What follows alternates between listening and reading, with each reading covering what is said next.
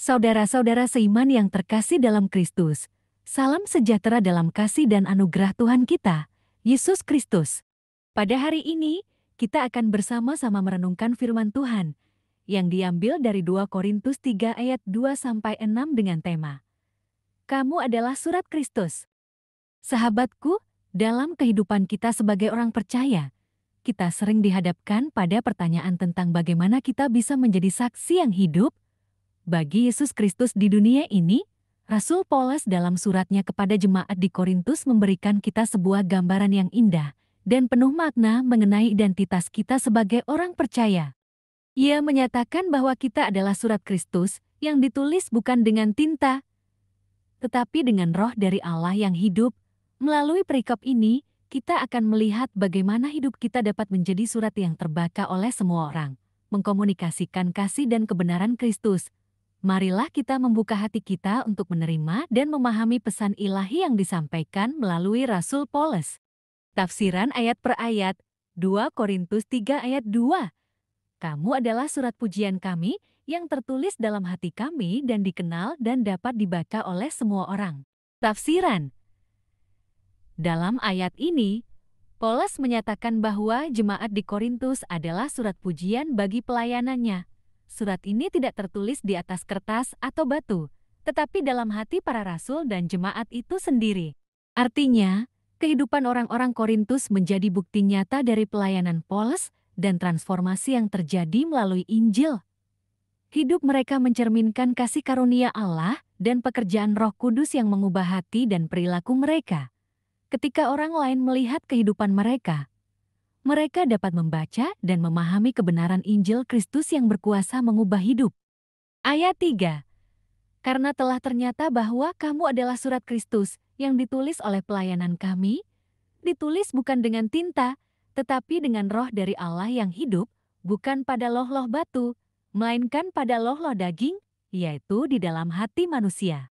Tafsiran, Paulus melanjutkan dengan menegaskan bahwa jemaat Korintus adalah surat Kristus yang ditulis melalui pelayanan para rasul. Surat ini ditulis bukan dengan tinta biasa, tetapi dengan roh Allah yang hidup. Ini mengacu pada pekerjaan transformasi Roh Kudus yang menghasilkan perubahan nyata dalam kehidupan orang percaya. Surat ini bukan tertulis pada loh batu seperti hukum Taurat, tetapi pada loh hati manusia yang hidup. Ini menunjukkan bahwa Injil membawa perubahan batiniah yang mendalam, bukan sekadar ketaatan lahiriah kepada hukum. Ayat 4, demikianlah besarnya keyakinan kami kepada Allah oleh Kristus.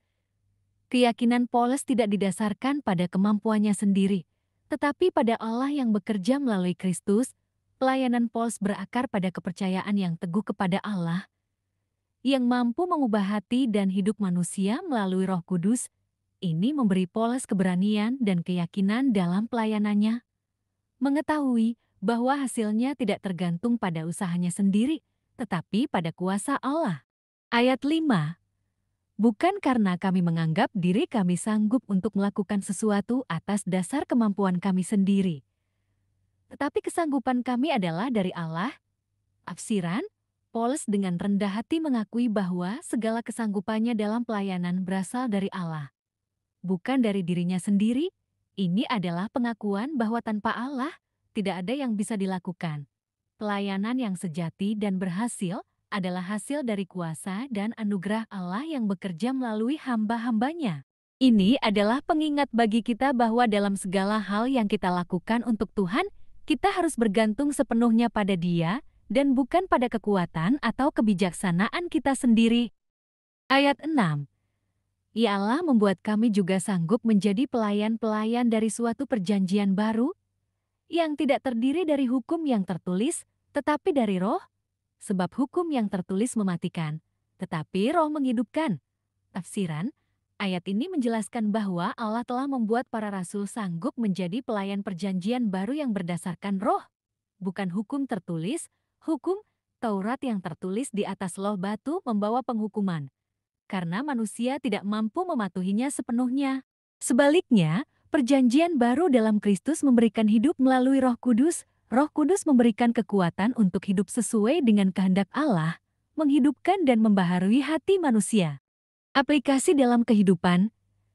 Dengan memahami tafsiran ayat-ayat ini, kita diingatkan akan identitas kita sebagai orang percaya yang hidup dalam perjanjian baru. Kita adalah surat Kristus yang ditulis dengan Roh Allah yang hidup. Hidup kita seharusnya menjadi bukti nyata dari kasih dan kuasa transformasi Injil. Bagaimana kita bisa menerapkan kebenaran ini dalam kehidupan sehari-hari? Pertama, hidup sebagai kesaksian. Seperti jemaat di Korintus, hidup kita seharusnya mencerminkan perubahan yang dilakukan oleh Roh Kudus, perbuatan, kata-kata, dan sikap. Kita harus menunjukkan kasih Kristus kepada dunia di sekitar kita.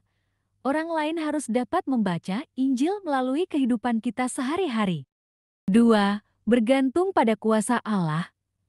Paulus menekankan bahwa kesanggupan kita berasal dari Allah, bukan dari diri kita sendiri. Dalam pelayanan, pekerjaan, dan kehidupan sehari-hari, kita harus selalu bergantung pada kuasa dan anugerah Allah. Ini berarti kita terus berdoa, mencari pimpinan Roh Kudus, dan mengandalkan kekuatan dari Allah dalam segala hal yang kita lakukan. 3. Menghidupi perjanjian baru. Kita adalah pelayan perjanjian baru yang berdasarkan Roh, bukan hukum tertulis. Ini berarti kita hidup dalam kebebasan yang diberikan oleh Roh Kudus, bukan dalam keterikatan pada aturan dan hukum yang kaku. Roh Kudus membimbing kita untuk hidup sesuai dengan kehendak Allah, memberikan kita kebebasan yang sejati dan kuasa untuk mengasihi dan melayani. 4. Menjadi berkat bagi orang lain. Sebagai surat Kristus, kita dipanggil untuk menjadi berkat bagi orang lain. Ini bisa diwujudkan melalui tindakan kasih, pelayanan kepada sesama, dan memberitakan Injil dengan perkataan dan perbuatan. Kita dipanggil untuk menjadi terang dan garam dunia, membawa damai sejahtera dan pengharapan kepada mereka yang belum mengenal Kristus. 5. Rendah hati dan bersyukur. Seperti Paulus, kita harus selalu rendah hati dan mengakui bahwa segala yang kita capai dalam pelayanan dan kehidupan adalah karena anugerah Allah. Rasa syukur kepada Allah harus senantiasa menjadi sikap hati kita, mengakui bahwa tanpa Dia, kita tidak dapat melakukan apa-apa. Penutup, saudara-saudara terkasih, marilah kita terus hidup sebagai surat Kristus yang terbuka dan terbaca oleh semua orang. Biarlah hidup kita memancarkan kasih, anugerah, dan kuasa transformasi Injil kepada dunia.